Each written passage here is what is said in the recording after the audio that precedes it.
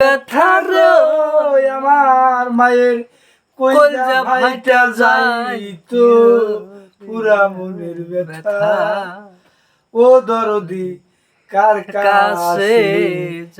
জানাবো আমার ব্যথা পাহাড়ের কাছে কইলে ব্যথা রে আমার পাহাড় রইলা যাইতো পুরা মনের ব্যথা ও দরদি কার কাছে